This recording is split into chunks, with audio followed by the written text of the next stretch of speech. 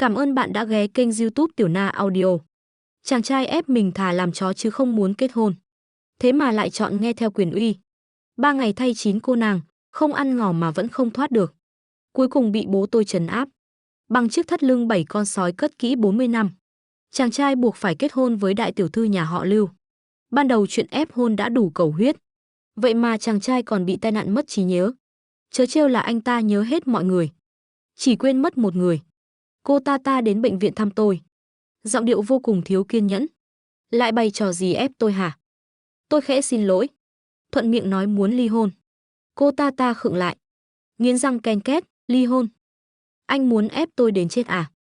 Khi tôi đến bệnh viện thì Liễu Như Yên đã tỉnh lại. Cô ta liếc nhìn tôi nằm trên giường bệnh. Rồi nhanh chóng rời mắt đi. Tự động ngồi xuống ghế sofa bên cạnh. Đừng dùng mấy chiêu này nữa. Được chẳng bù mất. Thật ra trước khi cô ta đến, bạn bè tôi đã nói rõ về mối quan hệ giữa hai chúng tôi. Tôi hít sâu một hơi. Lên tiếng gọi cô. Tôi bị mất trí nhớ rồi. Cô ta khẽ nhếch khóe môi. Rồi bật cười mỉa mai. Lại đang giở chiêu gì ép tôi đây? Tiểu thuyết đọc nhiều quá hóa lú rồi à? Anh nghĩ tôi là thằng ngốc chắc. Tôi chẳng bất ngờ chút nào. Vì bạn bè từng bảo rằng hai chúng tôi mấy năm nay vẫn luôn như nước với lửa. Nếu là tôi cũng nghi ngờ đối phương đang giở trò. Đang tính toán điều gì đó. Tôi nhếch môi. Lười đôi cò. Bác sĩ đứng bên cạnh không chịu nổi nữa. Thẳng thắn nói rõ tình trạng của tôi. Anh càng nghe mặt càng tối sầm. Cuối cùng quay đầu lại nhìn, anh quên bao nhiêu rồi. Tôi nhìn thẳng vào mắt anh, có chút chột dạ. Cuối cùng khẽ nói, tôi quên mất chuyện chúng ta đã kết hôn rồi. Nhìn tôi chằm chằm vài giây. Rồi bật cười đầy tức giận. Cô nói cô quên, làm sao leo lên giường tôi rồi ép cưới hả? Quên cả 2 năm qua đã làm đủ trò. Ép tôi phải yêu cô à? Liễu Như Yên, cô đúng là có bản lĩnh. Trông anh ta như sắp phát điên thật sự rồi. Ép tôi phải yêu anh ấy. Liễu Như Yên, cô cũng ghê thật đấy. Tôi lúc ấy thật sự tức đến phát điên. Bạn bè chỉ bảo rằng quan hệ giữa hai chúng tôi không được tốt. Nhưng chẳng ai nói tôi từng làm ra chiêu này. Không ngờ tôi cũng từng chơi kiểu cưỡng chế tình yêu. Tôi lặng lẽ liếc nhìn Liễu Như Yên. Ngũ quan sắc nét, mày kiếm mắt sáng. Một khuôn mặt đầy sức sát thương. Khó trách tôi lại làm ra mấy trò cưỡng ép. Chỉ tiếc là tôi của hiện tại không còn là người đó nữa. Sau 2 năm, trong tôi vẫn còn chút đạo đức sót lại. Tôi im lặng rất lâu. Đợi Liễu Như Yên bình tĩnh lại. Rồi mới rón rén mở miệng, xin lỗi. Tôi đã nghe kể về chuyện giữa chúng ta rồi. Liễu Như Yên bật cười khinh miệt, chuyện gì? Là chuyện cô chơi đùa với tôi đấy à? Mặt thì đẹp đấy. Nhưng cái miệng thì tệ quá mức. Tôi bị anh ta mắng cho nghẹn họng. Cắn môi dưới, tôi tiếp tục nói, tôi đồng ý ly hôn. Sau khi ly hôn, tôi sẽ cố gắng bù đắp cho anh. Anh muốn tiền mặt hay cổ phần? Tôi tưởng nói vậy rồi anh sẽ nhẹ nhõm phần nào. Nhưng không ngờ Liễu Như Yên lại càng giận dữ hơn. Sắc mặt anh u ám vô cùng. Ánh mắt nhìn tôi đầy khó tin. Nghiến răng nghiến lợi, Lưu Như Yên. Cô muốn ly hôn thật à? Muốn dồn tôi vào chỗ chết à? Dựa vào đâu mà cô muốn kết hôn thì kết? Nói ly hôn là ly hôn. Tôi nói cho cô biết, đừng hòng. Kiếp này cô đừng mong thoát khỏi tôi. Yêu người khác cũng không được. Tôi sẽ không nhường chỗ cho kẻ khác đâu. Anh cứ thế ép sát, nói mãi không dừng. Nói đến mức khóe mắt bắt đầu hoe đỏ. Tôi bối rối không biết làm sao. Chỉ còn cách nuốt lời. Tôi bèn nói đại. Thì tôi chỉ tiện miệng nói thế thôi, không muốn ly thì không ly nữa. Liễu Như Yên quay mặt đi nơi khác. Cứng đầu lầm bầm, ai bảo tôi không muốn ly. Tôi thở dài bất lực. Đành dỗ anh, được. Là tôi không muốn. Là tôi không thể rời xa anh. Là tôi sợ sau khi nhớ lại sẽ hối hận. Lại đi cầu xin anh quay lại. Liễu Như Yên giả vờ trừng mắt hung dữ nhìn tôi. Vốn là thế mà. Dỗ người đúng là mệt thật. Mệt hơn cả bị tai nạn xe. Trên đường trở về, Liễu Như Yên không nói với tôi câu nào. Còn tôi cuối cùng cũng chấp nối được câu chuyện từ bạn bè. Mảnh ghép này khớp với mảnh kia. Tóm gọn là tôi vừa gặp Liễu Như Yên đã yêu ngay. Liền theo đuổi anh ráo riết. Nhưng anh lại từ chối. Đúng lúc đó, nhà anh phá sản. Tôi không cam tâm, chặn hết đường lui của nhà anh. Ép anh phải đồng ý kết hôn với tôi. Dẫn đến 2 năm kết hôn. Anh ấy chưa từng nhìn tôi bằng ánh mắt tử tế. Tội lỗi quá, lúc đó tôi lại bị đầu óc xộc xệch. Học người ta đi cưỡng ép tình yêu. Càng tội lỗi hơn là bây giờ nhìn mặt Liễu Như Yên, tôi lại muốn dán mình lên tường. Tôi cố ép bản thân gạt bỏ những ý nghĩ không lành mạnh. vứt hết ra khỏi đầu. Quyết tâm làm người tử tế lại từ đầu. Từ sau lần ngất xỉu ở bệnh viện, Liễu Như Yên như thể coi tôi là không khí. Nghĩ đến việc đêm nay phải nằm cùng giường với anh ấy, tôi thật sự thấy tim mình rung động. Nhưng vừa nhìn cái bản mặt vô cảm đó, trái tim tôi lại nguội ngắt. Thôi vậy, ép quá cũng chẳng ngọt. Tôi thu dọn đồ đạc định ra ngoài. Quay người lại thì đụng ngay Liễu Như Yên vừa tắm xong. Cơ bụng rõ nét, người như tượng tạc. Ánh xuân trải dài đến tận thắt lưng, biến mất sau lớp áo choàng tắm. Chết tiệt, 2 năm qua anh ấy được nuôi tốt thật. Tôi nuốt nước bọt, quay đầu sang hướng khác. Tôi biết anh không muốn ngủ với tôi đi ngủ phòng khách.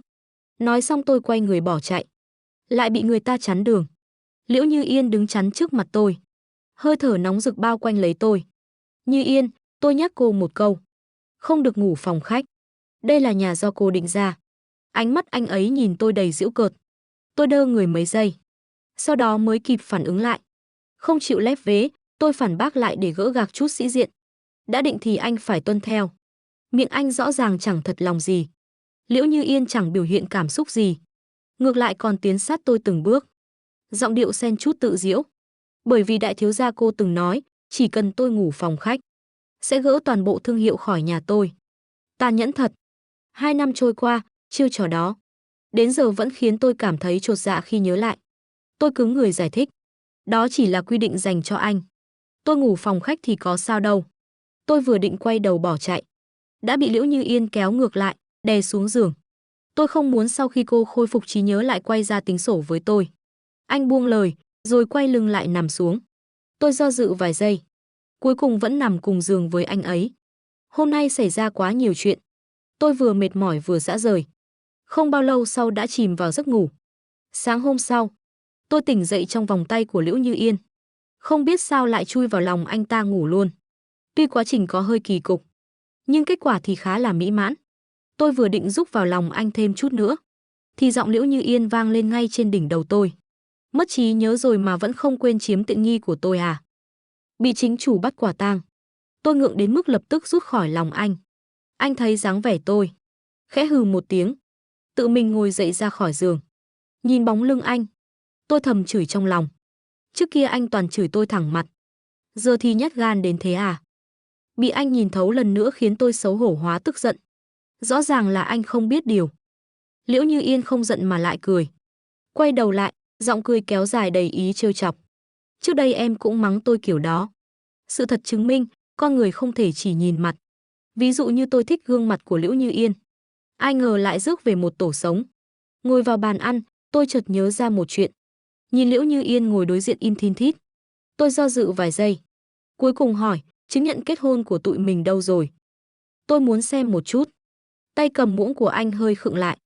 Sau đó thản nhiên đáp, tôi xé rồi. Giữ lại để làm gì? Anh nghiêng người nhìn tôi. Vẻ mặt vẫn lạnh nhạt như cũ. Cô muốn tôi nhìn lại nó mỗi ngày. Rồi nhớ lại chuyện bị cô ép buộc à? Tôi cứng họng không nói nổi. Cúi đầu tiếp tục ăn. Ăn xong, tôi lập tức đi kể lể với bạn thân. Tên bạn hay ghen khi thấy tôi bên cạnh gái xinh. Vậy mà hôm nay lại phá lệ, chẳng nói gì mấy. Chịu đựng mà sống tiếp đi. Còn biết làm gì khác. Tôi thấy hai người là cặp đôi hận tình chuẩn bài. Nhưng hình như lại rất hưởng thụ. Không đùa đâu, tôi thật sự thấy thèm ăn cơm chó rồi đấy. Cãi nhau cũng ngọt. Tôi cạn lời, chỉ nhắn lại cho cậu ta vài chữ. Vừa định gọi video để than thở, thì dưới nhà đột nhiên vang lên tiếng ồn ào. Tôi bước xuống lầu, thấy một cô gái nhuộm tóc xanh lam, đang cười toe toét nói chuyện với chàng trai. Còn Liễu Như Yên thì vẫn giữ gương mặt chết chối đó. Cân nhắc lại thì, có khi Liễu Như Yên không phải ghét tôi, mà là cơ mặt bẩm sinh của anh ấy có vấn đề. Cô gái đó trông rất quen mặt, thân thiết đến mức chào tôi một cái. Chị dâu, nghe nói anh bị tai nạn mất trí nhớ. Muốn ly hôn à? Trùng hợp ghê. Tôi lại là luật sư chuyên xử lý ly hôn. Hai người chẳng cần tìm đâu xa, tôi tự dâng đến cửa rồi. Nhìn qua là hiểu. Thị trường ngành luật cạnh tranh khốc liệt quá. Luật sư giờ cũng phải tự thân tiếp thị từng nhà. Tôi tò mò bước lại gần. Cô ta tự giới thiệu bản thân với tôi. Lâm Thi Thi và Liễu Như Yên đúng là hai thái cực. Miệng lưỡi linh hoạt, nói chuyện lại hài hước duyên dáng. Nghe cô ta nói hơn chục phút mà tôi muốn ký hợp đồng thật. Ly hôn mà cũng muốn mua combo nữa cơ. Chị dâu à, văn phòng luật của tụi em đang có ưu đãi. Tháng này ly hôn giảm giá 12%. Vì hai người là người quen nên em cho hẳn 50%. 50% ai mà chẳng động lòng. Nhưng mà giấy kết hôn của tụi tôi bị xé mất rồi. Vậy có cần đi làm lại mới được ly hôn không? Mà xé giấy ly hôn rồi cơ à? Lâm Thi Thi thoáng nghi hoặc nhìn tôi. Rồi lại liếc nhìn Liễu Như Yên. Giấy kết hôn của hai người ấy mà. Không phải được anh Hạ đem cất trong két sắt sao? Mật mã là ngày kỷ niệm kết hôn của hai người. Anh ấy bảo là do chị ép anh ấy làm vậy. Cái gì cơ? Tự nhiên thấy như có cái bô phân úp vào đầu. Cảm giác không hiểu vì sao lại dính phốt. Tôi quay phát sang nhìn Liễu Như Yên. Thấy trong mắt anh lóe lên chút bối rối. Nhưng anh lập tức lấy lại bình tĩnh. Nói giọng như chẳng liên quan gì. Là em bảo tôi cất vào. Tôi không nghe kỹ nên lỡ tay xé rồi. Lâm Thi Thi nhìn anh đầy ẩn ý. Khóe môi khẽ nhếch cười bí hiểm. Liễu Như Yên à? Ánh mắt cô ta nhìn anh ẩn chứa cảnh cáo. Liễu Như Yên cứng họng. Lâm Thi Thi nén cười. Quay đầu lại trả lời thắc mắc của tôi. Nếu giấy kết hôn bị xé, thì chỉ cần làm lại rồi mới tiến hành ly hôn được. Tôi vô thức gật đầu. Liễu Như Yên trông càng khó chịu hơn. Như Yên, em thật sự muốn ly hôn sao? Tự em nói đi. Từ khi tỉnh lại em đã nói mấy lần muốn ly hôn rồi. Không phải trước kia em một mực đòi cưới tôi sao? Mới chưa đến 2 năm đấy. Đổi lòng nhanh thật nhỉ. Mà không, đây không chỉ là chút khó chịu, mà là cực kỳ tức tối. Người phụ nữ mình chọn, dù răng có rơi cũng phải nuốt vào bụng. Tôi bèn nói lảng, anh đừng giận. Tôi chỉ hỏi thử thôi. Đâu có bảo sẽ ly đâu. Tôi đâu có nói là sẽ thật sự ly hôn. Ai thèm buồn chứ. Liễu Như Yên càng nói càng to, nhưng tai lại đỏ ửng. Rõ ràng là đang chột dạ. Lâm Thi Thi ở bên cạnh xem kịch vui. Có vẻ thấy tình tiết vẫn chưa đủ cháy. Thế là lại thêm dầu vào lửa. Nhìn hai người ngày nào cũng cãi nhau. Cãi mãi rồi cũng chia tay thôi. Thôi thì chia luôn bây giờ đi. Tôi giảm còn 30% cho hai người. Đảm bảo không ai thiệt. Chưa kịp nói hết câu. Liễu Như Yên đã ném quả quýt thẳng vào người cô ta. Cô còn không cút. Tôi đánh chết cô ngay bây giờ đấy tin không? Lâm Thi Thi lưỡng lự. Giữa sự nghiệp và mạng sống, cô ta suy nghĩ vài giây. Cuối cùng nhanh chóng rút lui. Sau khi cô ta đi, Liễu Như Yên trông có vẻ không còn giận nữa. Nhưng lại cứ quanh quẩn trước mặt tôi. Còn thi thoảng tạo ra mấy âm thanh thu hút chú ý. Tôi chẳng hiểu nổi anh ấy định làm gì. Đành đi hỏi Lâm Phàm. Cậu ta gửi tôi một cái icon mặt đổ mồ hôi. Cuối cùng không nhịn được nữa. Gửi tôi một đoạn voice 10 giây. Ít đọc tiểu thuyết thôi. Lý thuyết chất đống thế. Mà không thực hành thì được gì. Bây giờ cô còn đang mất trí. Thừa dịp lao lên đè ngã người ta đi, sau này nhớ lại cũng không muộn. Nếu anh ta dám chạy, thì trói lại cho tôi. Tôi quên tắt âm.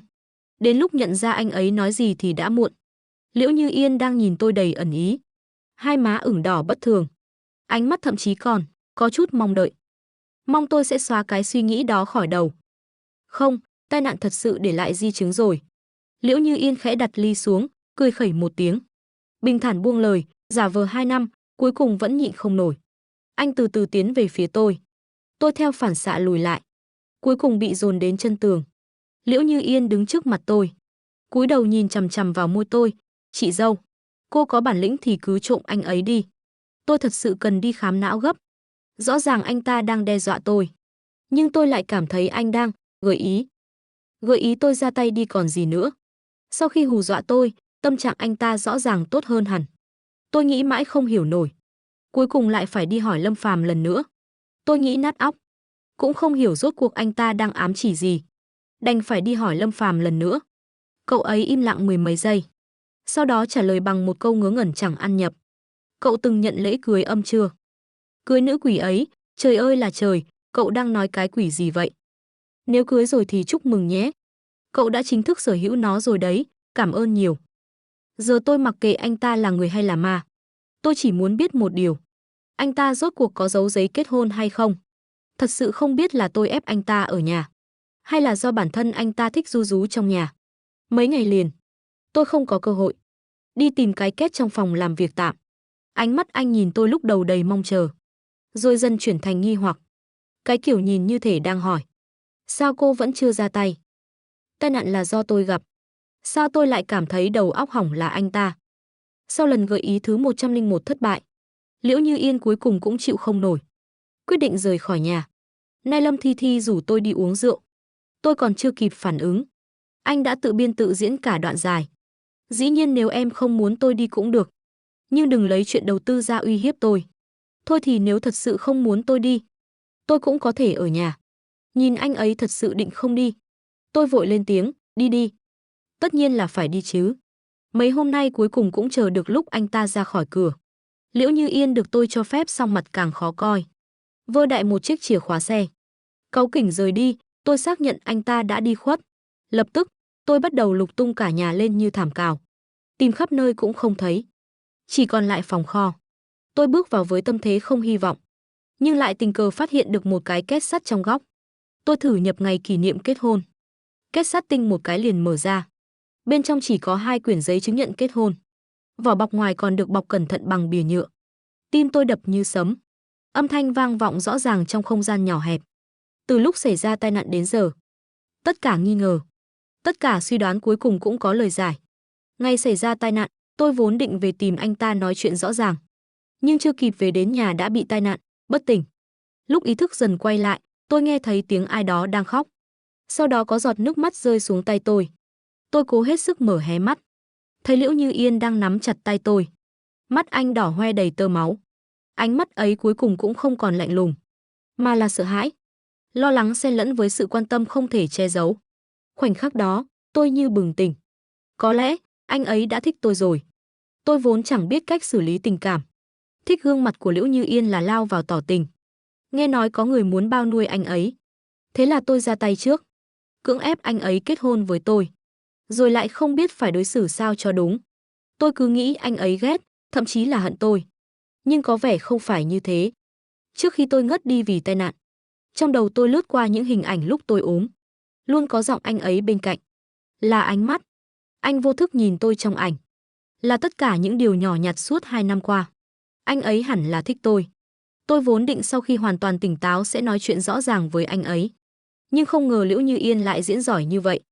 Trước mặt và sau lưng là 2 bộ mặt. Rõ ràng đã đến bệnh viện rất sớm. Vậy mà vẫn giả vờ như mới đến. Anh ấy thích diễn, tôi sẽ diễn với anh ấy tới cùng. Diễn đến khi anh ấy không thể chống đỡ. Diễn đến khi anh ấy không giấu nổi tình cảm. Diễn đến khi người câm này phải mở miệng thổ lộ. Tôi lấy giấy kết hôn ra khỏi két sắt, đổi sang một chỗ khác. Vừa đặt xong, Lâm Thi Thi đột nhiên gửi tôi một định vị. Chị dâu, tốc độ của 2 người chậm quá tôi chịu không nổi. Tôi đành ra tay thúc đẩy tiến độ. Đến nơi thì đừng vào vội. Báo trước với tôi 1 tiếng. Tôi hơi tò mò không biết chiêu trò của Lâm Thi Thi là gì. Tới nơi rồi. Tôi đứng ngoài cửa nhắn tin cho cô ấy. Lâm Thi Thi không trả lời. Nhưng trong phòng lập tức vọng ra tiếng hét ầm ĩ. Cố tình hét cho cả thiên hạ nghe thấy. Liễu Như Yên, tôi hỏi anh có thích uống rượu không? Không phải anh từng nói thật lòng à? Có cần vòng vo thế không? Tuy cách làm thô thiển, nhưng tôi vẫn bất giác căng thẳng. Liễu Như Yên im lặng mấy giây. Rồi cười lạnh, yêu cậu ta. Không đời nào. Tôi hận anh ta còn không hết. Tim tôi như rơi xuống đáy. Lâm Thi Thi hình như đoán trước được câu đó, tiếp lời. Giọng điệu trào phúng, chị à, chị tự thôi miên mình 2 năm rồi còn gì. Mồm thì nói ghét người ta, nhưng trong lòng thì lặng lẽ yêu mất rồi. Thấy thế nào, khó chịu lắm đúng không? Chị ghét cái gì, chẳng phải là vì người ta không yêu chị đủ sao? Các chị em còn lại cũng phụ họa, đúng vậy mà. Các chị em khác của anh ấy cũng bắt đầu đồng thanh, đúng đó. Tôi thấy Liễu Như Yên cũng chẳng mặn mà gì với cậu. Thậm chí chưa từng thấy cậu xuất hiện trong story hay ảnh của anh ấy. Cậu nghĩ có khi nào anh ta chán rồi không? Cũng là chuyện thường tình à. Những lời đó tuy chói tai, nhưng cuối cùng cũng khiến Liễu Như Yên bùng nổ. Mấy người nói bậy nói bạ gì đấy. Sao có thể không yêu tôi được? Tôi là do anh ấy mạnh mẽ cưỡng ép lấy về. Là anh ta ép tôi cưới mà. Không thể nào là không yêu tôi. Lúc mới theo đuổi Liễu Như Yên, anh ấy hỏi tôi vì sao. Tôi bảo thích gương mặt anh ấy. Lúc cầu hôn anh ấy, anh vẫn hỏi lại câu đó. Tôi đáp rằng không cam lòng. Từ đầu đến giờ, tôi chưa từng thốt ra 3 chữ tôi thích anh. Tôi chợt nhận ra điều quan trọng mình từng bỏ qua. Tôi đẩy cửa bước vào. Liễu Như Yên không biết đã uống bao nhiêu ly rồi. Tôi biết tử lượng anh ấy rất tốt, nên ánh mắt anh nhìn tôi vẫn rất tỉnh táo. Anh ấy dường như không ngờ tôi sẽ đến. Cố gắng che giấu ngọn lửa đang nhảy nhót nơi đáy mắt. Tôi lên tiếng trước, tôi lo cho anh, nên mới hỏi Lâm Thi Thi xin địa chỉ. Liễu Như Yên cố nén nụ cười, tỏ vẻ không để tâm. thậm chí còn ra vẻ phiền não. Có gì đâu mà phải lo. Tôi nhất định sẽ về mà. Cô không cần phải canh tôi gắt vậy đâu. Tôi nghe ra trong giọng anh ấy là ý khoe mẽ. Sự xuất hiện của tôi hình như đã thu hút sự chú ý của mấy người xung quanh. Tôi vừa ngồi xuống, mấy chị em của Liễu Như Yên liền xúm lại hỏi. Chị dâu, nghe nói chị theo đuổi anh ấy trước hả? Tôi gật đầu, khóe môi Liễu Như Yên cong lên. Thế còn chuyện chị ép anh ấy cưới cũng là thật. Tôi tiếp tục gật đầu. Khóe môi anh ấy cong càng cao hơn. Vậy chuyện chị ép anh ấy mỗi tối 10 giờ phải về nhà, ra ngoài phải báo cáo, cũng là thật luôn. Tôi ép anh làm mấy chuyện đó hồi nào? Liễu Như Yên cái đồ này, rốt cuộc bịa thêm bao nhiêu chuyện sau lưng tôi? Tôi lườm anh một cái. Anh ta có vẻ chột dạ, liếc sang hướng khác. Tất cả mọi người đều tò mò chờ câu trả lời của tôi. Tôi hít sâu một hơi rồi thừa nhận, đúng vậy. Là tôi ép anh ấy như thế đấy. Nếu có thể, tôi muốn nhốt anh ấy ở nhà cả đời. Tất cả mọi người đều hít một ngụm khí lạnh. Liễu Như Yên cũng chẳng ngoại lệ. Người khác thì sốc. Còn Liễu Như Yên thì sao? Lâm Thi Thi ở bên cạnh nhịn cười đến nội thương. Lâm Thi Thi đứng bên nhịn cười tới nội thương, rõ ràng biết mà không vạch trần. Liễu Như Yên liếc nhìn đồng hồ, lấy áo khoác bên cạnh rồi đứng lên đi đến cạnh tôi. Tôi mới ngồi xuống được một lúc. Hay là ngồi thêm lát nữa? Liễu Như Yên hừ lạnh, đừng tưởng tôi không biết cô đang giăng bẫy. Còn 20 phút nữa mới đến 10 giờ. Về nhà từ đây mất 18 phút. Ai biết nếu về muộn, cô sẽ xử tôi kiểu gì? Tôi suýt nữa bật cười. Hóa ra tin đồn suốt 2 năm qua đều do anh ta tự tung ra. Liễu Như Yên dùng ánh mắt ra hiệu cho tôi. Tôi đành đứng dậy chào tạm biệt mọi người. Anh ta đi trước tôi. Nhìn kỹ có thể thấy anh ấy cố tình đi chậm lại. Tôi bỗng nổi hứng trêu anh ta. Đi bộ cũng phải đợi tôi. Anh cũng là người tôi cướp về đấy. Nghe vậy, người Liễu Như Yên thoáng cứng lại. Như bị đánh trúng điểm yếu. Lập tức xấu hổ, giận dữ bước nhanh hơn. Tôi nhìn bóng lưng anh tức tối bỏ đi. Thấy cũng khá là dễ thương. Tôi vừa đuổi kịp thì thấy bên cạnh anh xuất hiện một kẻ không mời mà đến. Tôi nhận ra người đó. Từng theo đuổi tôi nhưng bị tôi từ chối. Sau khi biết tôi thích thì còn đến gây sự với anh. Không biết hắn vừa nói gì với Liễu Như Yên. Cả hai mặt đều tối sầm. Tôi vội vàng bước tới. Đúng lúc nghe hắn chỉ vào Liễu Như Yên rồi nói. Không phải anh chỉ là đồ ăn bám sao? Dựa vào cái mặt để sống qua ngày. Sớm muộn gì Liễu Như Yên cũng bỏ rơi anh thôi. Nghe vậy, Liễu Như Yên chẳng giận. Còn bật cười, mặt mũi như mày đúng là ăn bám không nổi.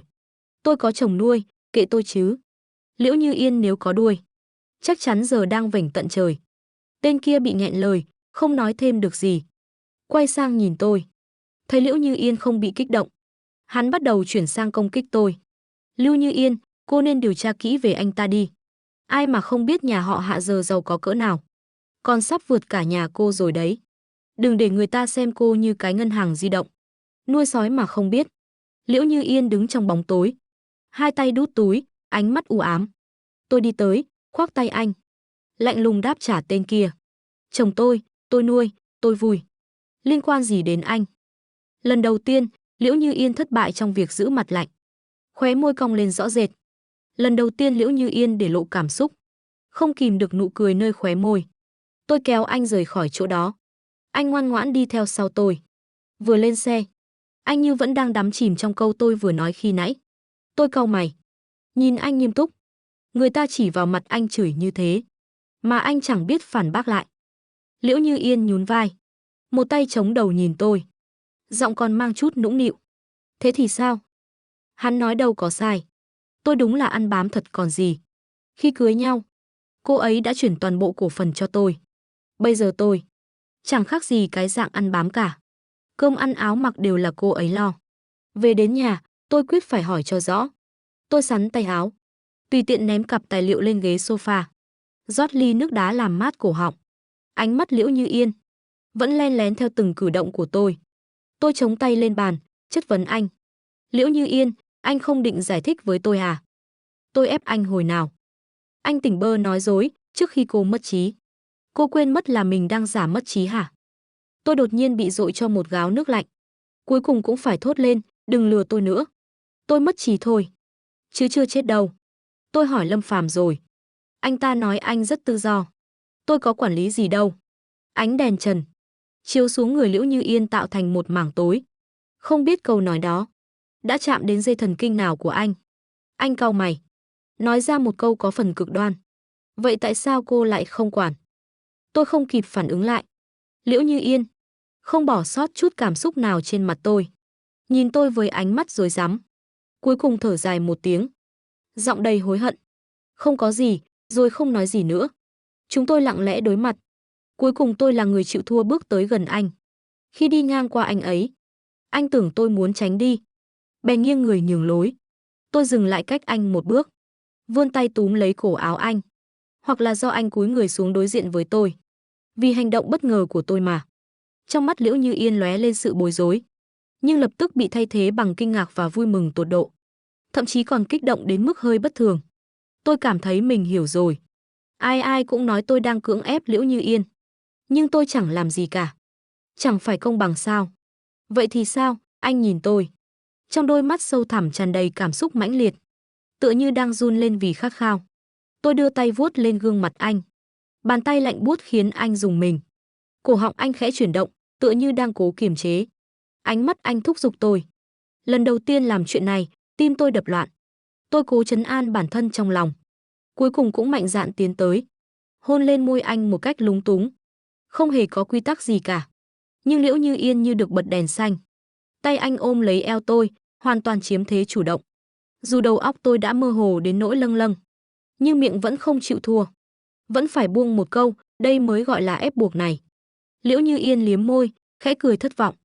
Nghe chẳng khác nào đang trêu ghẹo. Mặt tôi nóng bừng lên. Cuối cùng chỉ biết rủa thầm một tiếng trong lòng. Liễu Như Yên đúng là đồ biến thái thật. Khác hẳn cái kiểu giả vờ của tôi. Tôi gần như bỏ chạy khỏi hiện trường.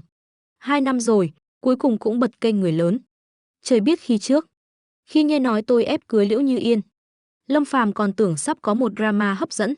Ai dè đâu, chiếc xe đó lại lao thẳng vào nhà trẻ. Lâm Phàm nghe tôi kể xong liền kích động, nhắn một tràng tin, phấn khích như vừa đọc xong truyện tranh. Nghe mà não tôi bay loạn lên, mắt tôi đầy hình ảnh cấm trẻ em. Tôi vội kéo chủ đề về lại, kể với anh ấy cảm giác có gì đó sai sai từ Liễu Như Yên. Lâm Phàm lại càng phấn khích hơn. Giả vờ bị ép buộc mà hóa ra lại ép chúng bệnh kiều thật sự. Set up kiểu này, tôi xin ăn cả phần combo luôn. Chẳng còn gì để nói với cái thể loại này. Sau đêm đó, tôi muốn coi như chưa từng xảy ra gì. Nhưng Liễu Như Yên thì không. Anh luôn cố tình lượn qua lượn lại trước mặt tôi. Thậm chí đôi khi lời nói bóng gió, khiến tôi đỏ mặt mỗi lần bị anh trêu chọc. Cái kiểu thiết lập như này đúng là tôi mê tít.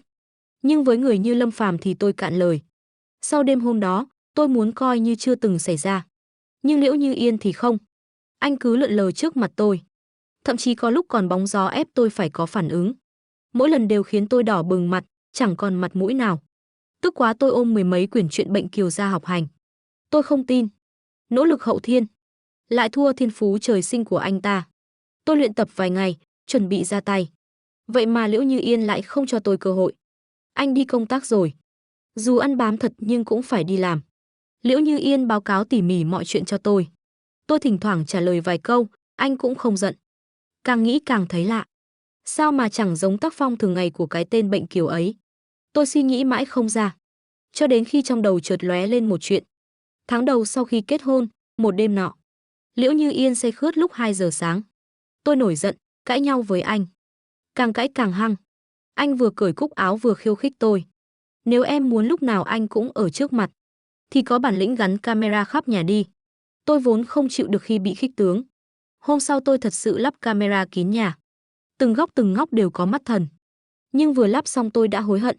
Vì khởi đầu cuộc hôn nhân này chẳng vui vẻ gì. Tôi hy vọng sau kết hôn chúng tôi sống văn minh một chút. Nên chưa bao giờ mở xem camera cả. Nghĩ đến đây da đầu tôi bắt đầu tê dần. Tôi mơ hồ có cảm giác Liễu Như Yên cố ý. Tôi bật phần mềm theo dõi. Trên đó hiển thị có một người truy cập. Xem hơn chục ngàn lần trong 2 năm. Lần gần nhất là, đúng 1 phút trước. Tôi chết lặng tại chỗ. Camera góc trái trên trần dường như đang nhìn tôi. Tôi rủa thầm trong lòng. Tên Liễu Như Yên này mà không thi Oscar thì quá uổng. Cái ánh mắt đó. Càng nghĩ càng tức, tôi nghĩ ra một chiêu. Tôi vào kho lưu trữ. Chọn vài clip quyến rũ. Toàn là mấy nữ streamer quyến rũ nhất. Đưa điện thoại dí vào camera. Còn chỉnh âm lượng to hết cỡ. Chưa chiếu hết clip đầu tiên, màn hình lập tức hiện lên video gọi từ Liễu Như Yên. Tôi còn chỉnh cả âm lượng video lên to hết cỡ. Clip đầu còn chưa chiếu xong. Video gọi từ Liễu Như Yên đã bật lên. Tôi vờ như không thấy. Vẫn hứng thú xem tiếp mấy clip đó. Anh gọi liền một mạch hơn chục cuộc. Cuối cùng tôi mới nhấn nghe. Khắc Cường, em đang làm gì vậy? Qua màn hình, tôi gần như nghe được tiếng nghiến răng nghiến lợi của Liễu Như Yên. Nghe như sắp tức đến phát điên. Tôi tỉnh bơ nói dối, em ngủ quên rồi. Ngủ quên, Liễu Như Yên bị tôi chọc tức đến bật cười. Ngủ mà còn xem streamer quyến rũ. Em thích mấy cô đó đến vậy à? Tôi vừa hoảng hốt nhìn xung quanh. Cuối cùng nhìn chằm chằm vào camera. Anh theo dõi em hả? Giọng cười của Liễu Như Yên vang bên tai tôi. Đây không phải cái em lắp để theo dõi anh sao? Tôi suýt lật trắng mắt. Thật sự xem tôi là đồ ngốc à? Hiểu rõ bản thân mình thế nào? Tôi chắc chắn chưa từng xem. Anh im lặng một lúc. Nhưng tôi nghe ra là đang cười. Cười mà nghe rợn người. Vậy tại sao em không xem? Lại là câu hỏi đó. Tôi siết chặt điện thoại, như đang nhìn thẳng vào anh. Liễu Như Yên không nhắn báo cáo nữa. Dường như muốn lấy đó làm biểu tình bất mãn. Cuộc trò chuyện hôm đó kết thúc trong không vui. Anh hỏi tôi mấy câu vì sao. Tôi đều không biết trả lời.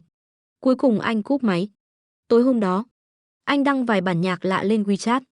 Giữa đêm khuya, có người vào bình luận trêu chọc. Bị thiếu gia họ Hạ đá rồi à? Chức vị chính cung bị đe dọa rồi sao? Nếu là trước đây, chắc chắn Liễu Như Yên đã nhảy vào cãi lại từng người. Nhưng lần này, anh lại phá lệ im lặng. Tôi thả một like cho bài đăng của anh. Diễn đến mức này rồi. Cũng đến lúc thu lưới. Tối hôm đó tôi tham gia một buổi tiệc. Toàn bạn bè từ nhỏ. Tôi nhờ Lâm Phàm chụp cho một tấm. Cậu ta đưa điện thoại lại cho tôi. Đùa giỡn nói, không đùa đâu. Cậu và Tô Uyển Linh nhìn cũng hợp đấy chứ. Hồi đó tôi cũng từng nghi vậy. Tô Uyển Linh là bạn thanh mai trúc mã của tôi. Trong tấm ảnh đó, khoảng cách mười mấy cm bị chụp thành ngồi sát giạt. Tôi còn chưa kịp nói gì. Tô Uyển Linh đã vội lên tiếng phủ nhận. Đừng có đùa kiểu đó. Cậu đừng nói bậy nha. Cậu đừng nói bậy. Anh ta kết hôn 2 năm rồi đấy. Nếu bị vợ anh ta biết thì tớ chết chắc luôn. Tôi nhếch mép cười nhẹ. Trả điện thoại lại cho Lâm Phàm. Giúp tớ đăng tấm này lên WeChat. Chế độ chỉ Liễu Như Yên xem được. Tô Uyển Linh suýt nữa phun máu. Không phải chứ Liễu Như Yên, tớ đâu có đắc tội với cậu. Sao lại hại tớ? Tôi liếc cô nàng, tặng cậu xe thể thao mới nhé. Cô lập tức im bặt. Lâm Phàm thì chưa phục. Vừa định phản bác, tôi đã nói trước. Chiếc đồng hồ cậu thích sẽ giao đến nhà ngày mai nhé. Lâm Phàm nhanh nhảu đăng bài luôn. Tôi hài lòng gật đầu. Chờ thêm vài tiếng. Cố tình nhờ Tô Uyển Linh đưa tôi về. Cô đưa tôi đến tận cửa. Tôi mời vào nhà, vào ngồi chơi đi. Tô Uyển Linh lắc đầu. Thôi khỏi, sống bước vào đó không biết có sống bước ra nổi không nữa. Tôi chỉ còn biết cười khổ. Trong phòng không bật đèn. Nhưng tôi biết Liễu Như Yên đã về. Ánh trăng yếu ớt dọi xuống phòng khách. Tôi mơ hồ thấy có người ngồi trên ghế sofa. Tôi bật đèn. Ánh sáng đột ngột khiến Liễu Như Yên hơi khó chịu. Anh hơi nheo mắt. Sau đó ngẩng lên nhìn tôi. Và tôi cũng thấy rõ khuôn mặt anh. Cùng đôi găng tay và chiếc cúp đặt trên bàn trà. Tôi giả vờ như không thấy gì, đi thẳng vào. Thấy chiếc điện thoại của anh vỡ nát màn hình. Và bàn tay đang rỉ máu không ngừng. Sao tay anh chảy máu vậy? Tôi mang hộp y tế lại xử lý vết thương. Anh ngoan ngoãn đến lạ. Trong căn nhà yên ắng, chỉ còn tiếng thở và nhịp tim của hai người. Tôi băng bó xong xuôi. Thuận miệng hỏi, điện thoại sao vỡ vậy? Liễu Như Yên nhìn tôi chằm chằm. Ánh mắt dậy sóng mãnh liệt. Anh không trả lời mà lại hỏi, em không thích nghi được à? Tôi giật mình, nhưng ngoài mặt vẫn bình tĩnh. Gật đầu thừa nhận, em không quen. Anh bật cười khẩy. Cầm lấy cái còng tay. Bật bài đăng trên WeChat mà Lâm Phàm vừa chia sẻ. Không phải em bảo nó đăng cho anh xem sao? Lưng tôi bắt đầu đổ mồ hôi. Tôi cố gắng nhìn thẳng vào mắt anh. Đúng, là em bảo nó làm vậy. Gân xanh trên trán anh nổi lên. Khó khăn mở miệng nói. Em cố ý để gã đó đưa em về nhà đúng không? Em cố ý để tên đó đưa em về đúng không? Lòng bàn tay tôi đã ướt đẫm mồ hôi. Tôi thừa nhận, đối diện ánh mắt Liễu Như Yên vài giây. Rồi anh khẽ bật cười. Tiếng cười run rẩy cả lồng ngực. Khóe mắt bắt đầu hoe đỏ. Khắc Cường, anh đắc ý lắm nhỉ? Tôi nhíu mày. Anh đắc ý cái gì? Nụ cười trên môi anh tan biến. Từng chữ chất vấn tôi, đắc ý vì. Anh rõ ràng đã yêu em từ sớm. Vậy mà vẫn cố chấp không chịu nhận. Đắc ý vì suốt 2 năm nay. Em giận không phải vì bị anh ép cưới, mà vì cưới rồi anh lại chẳng làm gì cả. Đắc ý vì lúc biết em bị tai nạn. Anh nghĩ nếu em chết thì anh cũng không sống nổi. Dù chết cũng không buông tha cho em. Mắt anh đỏ hoe. Nước mắt đã trực trào. Anh siết chặt còng tay, từng bước tiến lại gần. Tôi nhìn anh, không hề lùi bước. Liễu Như Yên, tôi cho anh một cơ hội cuối. Để anh chọn lại từ đầu. Anh sững người đứng đó. Giọt lệ rơi xuống. Do dự vài giây, rồi anh nâng tay. Tự còng một bên vào cổ tay mình. Đưa đầu kia cho tôi. Giọng nghẹn ngào, Khắc Cường, đừng bỏ anh. Từ hôm đó chia tay trong cãi vã, tôi đã nghĩ rất lâu. Cuối cùng cũng hiểu vì sao đêm đó anh lại làm thế. Có lẽ là vì anh nhìn thấy tôi và Tô Uyển Linh ăn tối cùng nhau. Tôi hỏi lại Tô Uyển Linh xác nhận. Cô ta trợn mắt, đừng nhắc nữa. Sáng hôm sau tớ tự nhiên nhận được tin nhắn cảnh cáo của anh ấy. Không nể cậu, chắc tớ bị đánh chết rồi. Gom tất cả mọi chi tiết lại. Cuối cùng tôi cũng hiểu ra mọi chuyện. Vì tôi thấy có lỗi khi ép anh cưới mình. Tôi cứ nghĩ anh không thích tôi, nên tự dặn lòng giữ khoảng cách. Nhưng với Liễu Như Yên, tôi lại trở thành người lạnh lùng, không yêu anh. Tôi sĩ diện, không chịu dỗ dành anh. Anh sĩ diện, không dám thừa nhận tình cảm. Kết quả là hiểu lầm chồng chất. Càng ngày càng xa nhau. Chiêu khích tướng. Với tôi có tác dụng. Với Liễu Như Yên cũng thế. Nên tôi cố ý để anh thấy bức ảnh đó. Cố ý để anh thấy Tô Uyển Linh đưa tôi về. Kết quả chứng minh, hiệu quả quá tốt. Tốt đến mức lúc này đây. Anh dâng cả bản thân lên cho tôi. Khuôn mặt Liễu Như Yên còn vương nước mắt. Ánh mắt cũng trở nên mơ hồ. Tim tôi nhói lên. Không nói gì. Chỉ bước đến ôm chầm lấy eo anh. Liễu Như Yên khẽ run. Rồi vùi đầu vào lòng ngực tôi. Trên gương mặt Liễu Như Yên vẫn còn vệt nước mắt. Ánh mắt anh lúc sáng lúc tối. Tim tôi bỗng nhói lên. Không nói lời nào, tôi bước lên ôm lấy eo anh. Thân thể anh khẽ run lên. Rồi vùi đầu vào ngực tôi. Anh không có gì muốn hỏi em sao? Liễu Như Yên không đáp. Chỉ ôm tôi chặt hơn nữa. Cuối cùng dùng hết sức lắc đầu. Tôi rút khỏi vòng tay anh. Nhìn anh bằng vẻ mặt vô cùng nghiêm túc. Nhưng em có điều muốn nói với anh. Liễu Như Yên có phần căng thẳng, nắm lấy tay tôi. Tìm kiếm cảm giác an toàn. Tôi nhìn vào mắt anh. Từng chữ từng lời nói thật rõ ràng. Em thích anh. Lẽ ra câu này em nên nói. Ngay khi tỏ tình và đòi anh kết hôn. Ánh mắt Liễu Như Yên bùng lên niềm vui rực rỡ. Anh hôn lên má tôi liên tục. Miệng cứ lặp lại em. Rồi không thể kìm chế được nữa. Anh giữ chặt cổ tay tôi. Không ngừng bắt tôi lặp lại lời ấy. Nếu em yêu vì ngoại hình, thì anh cũng vậy. Nếu em ép cưới anh, thì anh cũng ép em. Nếu em yêu anh, thì anh yêu em. Anh cúi xuống hôn lên khóe mắt tôi. Cuối cùng ôm tôi thật chặt rồi thiếp đi. Mặt trời lại mọc, cuối cùng chúng tôi cũng yêu nhau. Phiên ngoại, Liễu Như Yên. Lần đầu tiên tôi gặp Lưu Như Yên. Cô ấy đi cùng Tô Uyển Linh. Bạn tôi bảo hai nhà họ có ý định kết thân. Tôi chẳng mấy bận tâm. Lần thứ hai gặp Lưu Như Yên. Cô ấy vẫn đi cùng Tô Uyển Linh. Tôi khiến cô ấy giận, đang dỗ dành. Tôi bắt đầu để tâm.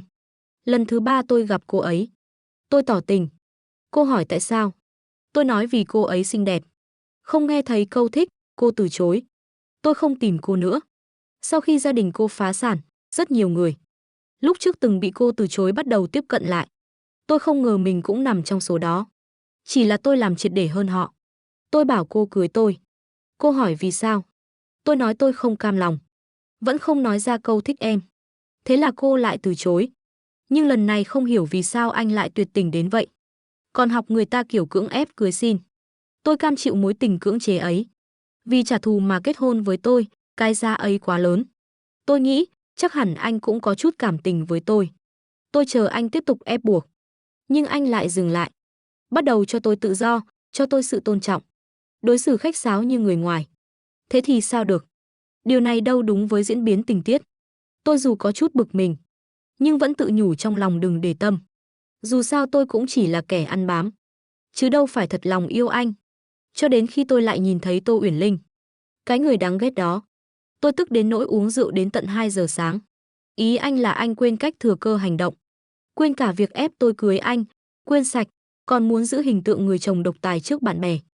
Bảo là đã tôi về nhà. Trong khi thật ra chẳng nhắn tôi lấy một câu. Đêm đó tôi tức điên, ép anh lắp camera giám sát. Anh làm rất nhanh, hôm sau cả nhà đầy camera. Tôi không lo, ngược lại còn yên tâm. Vì đó mới là yêu cưỡng chế đúng nghĩa. Dù anh chưa từng mở xem lần nào, nhưng tôi thì không kiềm chế được, ngày nào cũng xem. Xem cả chục lần, mỗi lần vài tiếng. Cứ thế mà một ngày trôi qua. May mà tôi là kẻ ăn bám. Khi nghe tin anh gặp tai nạn, tôi không thể tiếp tục lừa dối bản thân.